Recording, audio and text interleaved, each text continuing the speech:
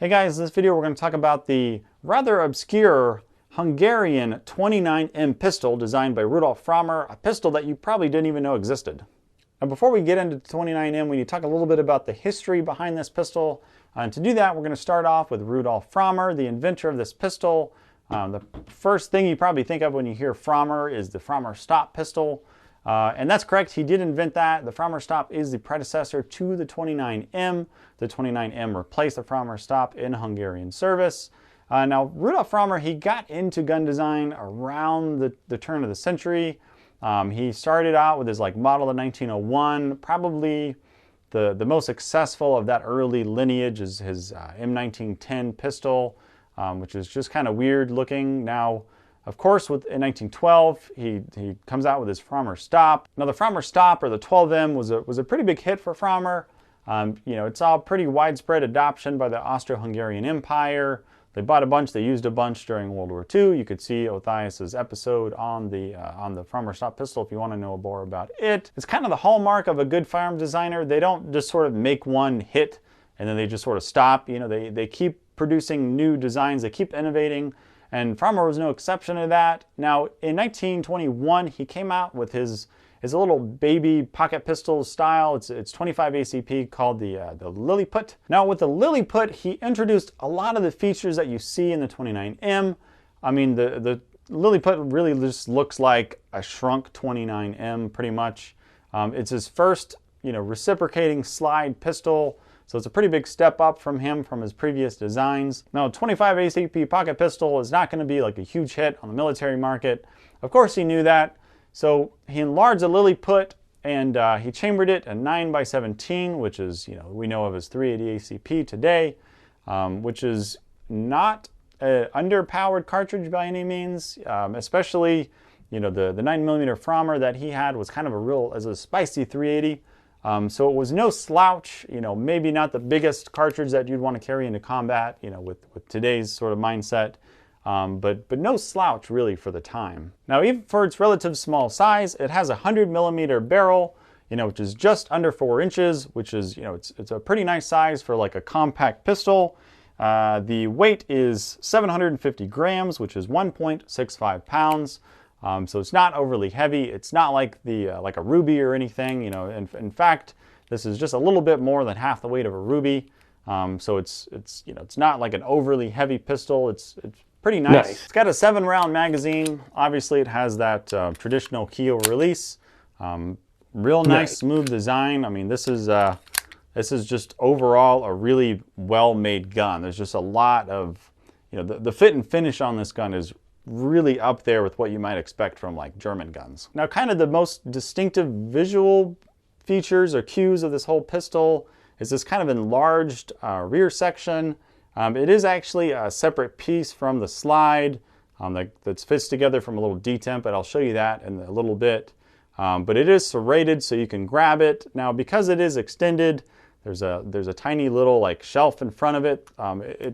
It kind of aids in gripping. It's a little bit easier than if you were just gripping serrations. So it's not a bad design. It's just kind of a little different probably than what we're used to. So the pistol single action. There's no double action. There's just a grip safety. Trigger is kind of on the heavy side, not like terrible. If this is like an emergency self-defense pistol or whatever, it's not that big of a deal. It's just something that's just kind of noticeable when I first kind of pulled the trigger on this. A little bit heavier than some other military pistols of the era. Now, one of the kind of things that this first jumps out of when you look at it is this looks very 1911-ish, and I think Frommer really did borrow heavily from Browning. You can kind of tell it has the same slide profile as a 1911, and I mean it's very close. He definitely, especially with the barrel, and I'll show you that later on. But Frommer with the slide, he borrowed from the best. It does have a hold open, so when you fire your last round, the slide will lock back, for you so that you can reload. It does have a slide release button on the side, just kind of typical to like what you'd find on a 1911 or any modern pistol. So from a modern shooter's perspective, it feels just very natural. Just kind of my thumb goes right to it to hit it. it's good. It's just a straightforward design. Now, he didn't copy everything from Browning with this pistol. Like the disassembly method's completely different. The breech face of the pistol is not attached to the slide. It just kind of fits in between the frame and the slide, which is kind of odd.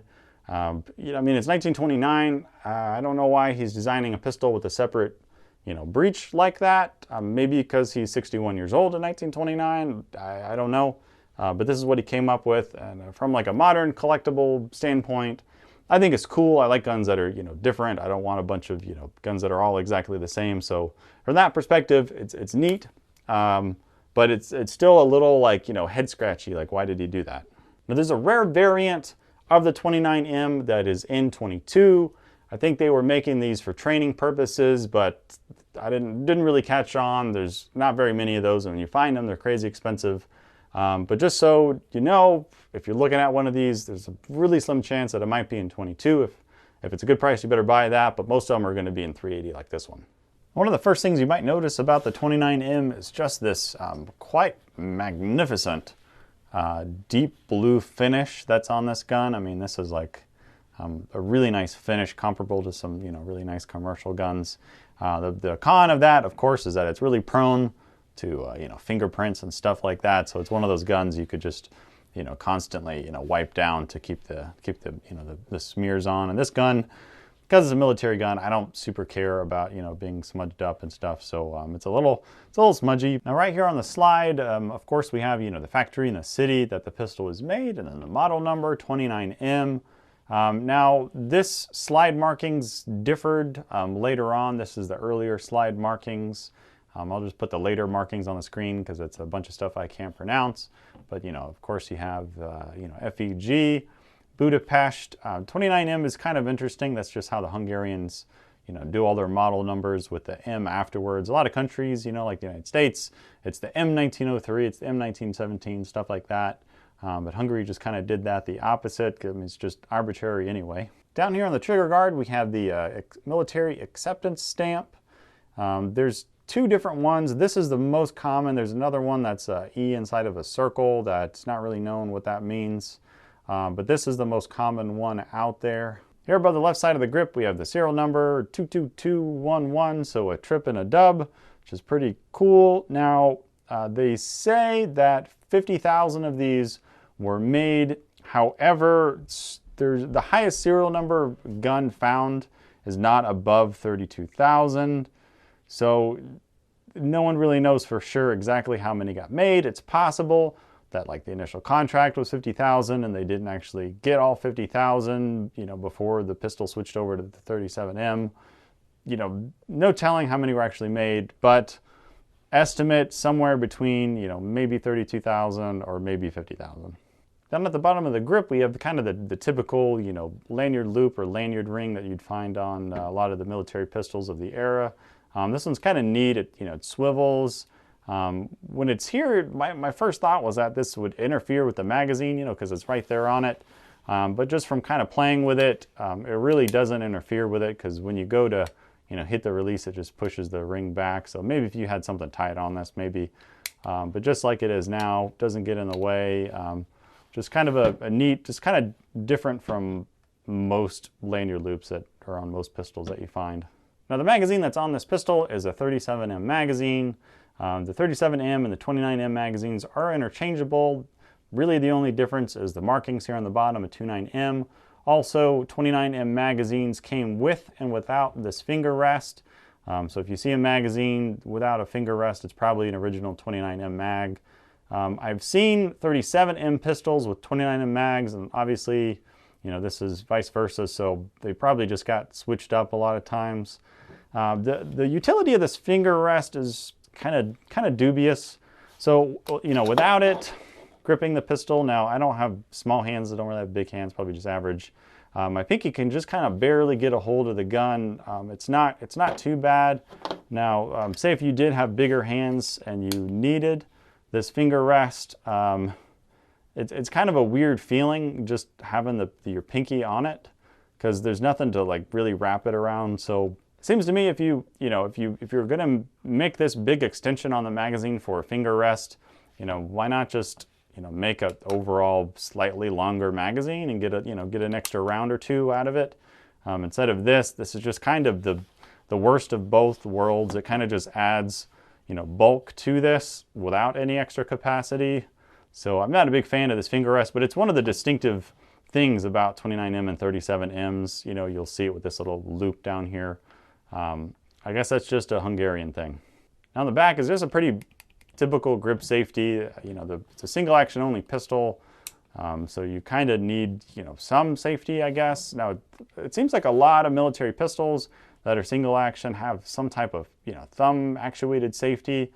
This one, just the grip safety, it works. The grip safety, it actuates a little bit easier than, say, like a 1911A1 grip safety. You don't really have to squeeze this hard or anything. It just tends to go on. It kind of makes a little noise there when you grip it.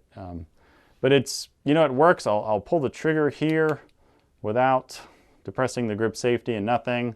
And then I'll just depress this. So, it works. I guess it's okay if you have to have a safety. Now the disassembly of the 29M, it's pretty unique. It's kind of different. I think mostly just because of how, it has a separate breech block and everything, but it does actually require a tool.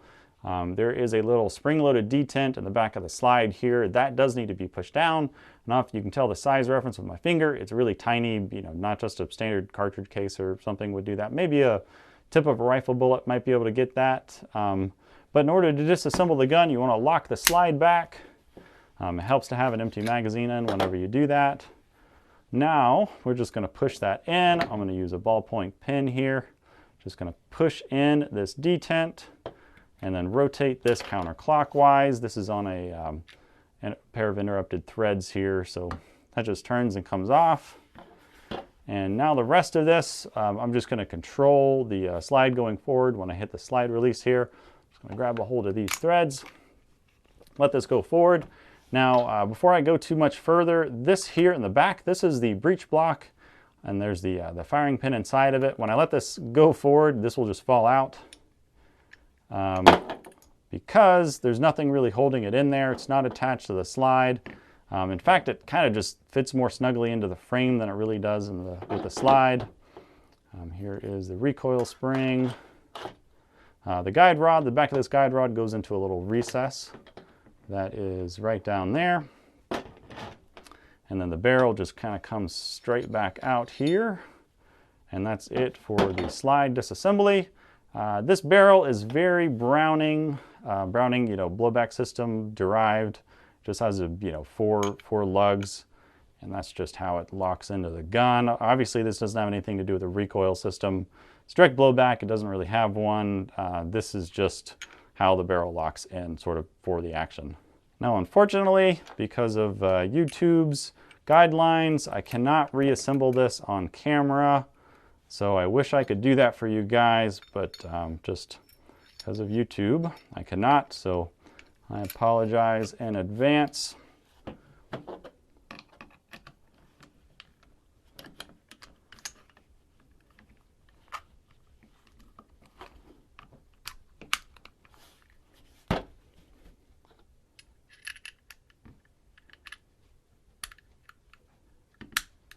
There we go. So there you go. Sorry I couldn't show you that on camera, but that was not reassembling the pistol. Now the 29M is pretty uncommon on the US market. If you actually do like a Google search now, you'll probably only find like 2 online. I haven't found any of these that have ever been sold on Gunbroker, unless it just had some crazy spelling or something that I didn't type in. So it's kind of one of those things, it's hard to gauge value with something that's so, obscure and comes up so, not often, because there's not like a huge market for these. I think I only found like 2 that have been sold on the internet, and like there's 1 actively for sale. So it's really hard to tell the value. If you're like a Hungarian collector or something like that, you might want to go after something like this. The 37Ms that replace the 29Ms, those are a lot more common, especially like the German ones. The German occupation 37Ms are kind of the most sought after. Probably it's like the German occupation guns typically bring the most money. Now the 29M, you know, it probably saw service right up and through World War II with the Hungarians. Now the Hungarians were pretty heavily involved on the Eastern Front with the high rate of attrition and everything. So, I mean, there's just no telling how this pistol made it all the way back to the United States. But I'm glad it did. I'm glad I could make this video for you guys. If you guys like pistol content like this, let me know. If you want me to go back to rifles, let me know. Just, you know, comment and tell me. And I'll add up after a few days, like all the pistol and rifle comments. And I'll just do a video on whichever one I get more of. If you guys are pistoled out for a while and want me to go back to rifles, let me know. Or if you want me to keep going, I got another one in mind that I'm going to do after this one if you want me to keep going. So let me know, guys. I appreciate you guys watching, like always, and commenting. You guys are great. I appreciate, you know, everything, all the support and everything I get from you guys. So it's awesome. Thanks so much for watching. I'll see you next time.